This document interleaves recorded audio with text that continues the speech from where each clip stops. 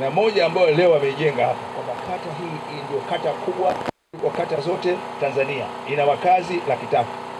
Mimi najua anapeleka ujumbe gani, najua kabisa nyinyi hamjajua. Mimi napeleka ujumbe gani kwamba bwana, kama hii nchi nzima hii ndio kata yenye watu wengi, maana yake jicho lenu kwenye kata hii liwe tofauti.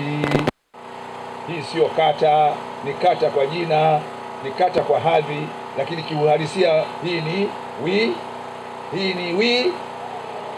Pigeni makofi. Lakini sisi ambao hatuteki Chamazi, kwanza tunajua hata mchakato mzima wa kugawa jimbo, najua nisiseme, mkuu wa mkoa unajua, na tulikuwa hatumuelewi Chaurembo anapozungumzia kugawa jimbo. Sema kweli ni mpenzi wa Mungu, asema huyu lakini baada ya kuja hii kata watu 300,000 ni wilaya. Wilaya, watu 300,000 katika kata ni wilaya. Mimi nimekuelewa kwa nini wakati ule ulizungumzia, na baadaye akasema mimi Chamazi. Sasa Chaurembo anataka Chamazi, anasema kule nina deni la kuhakikisha na wafikishia maendeleo. Ya kwanza huwa lazima tupime zege, tupime tofali na tupime nondo kutoka kwenye maabara za serikali.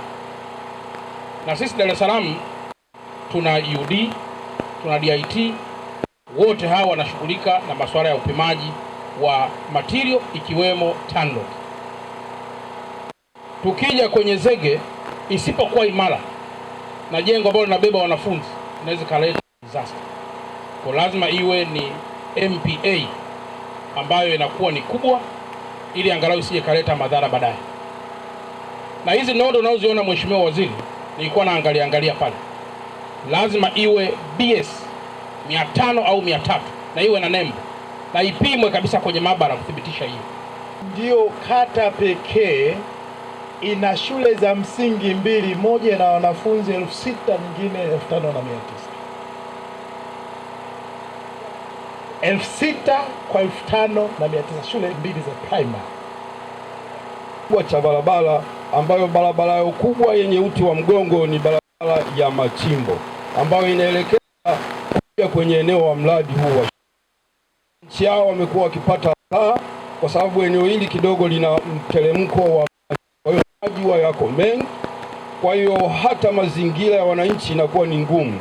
Kwa hiyo kwa kuwa mradi ni mkubwa, tunaomba utusaidie hilo la barabara Machimbo ili mradi ule uweze